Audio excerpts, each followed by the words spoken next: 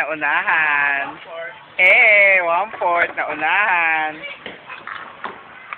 Mga abangers. Abangers sa Kalima. Sige, sa inyo na lang, kuya. Shot kayo. 5 lang lahat. 5. Yung ketchup hindi pwede. Okay.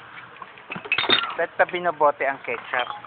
Ano na, mini-stop na yan. Kasi ito yung bote. Ah, in-stop na.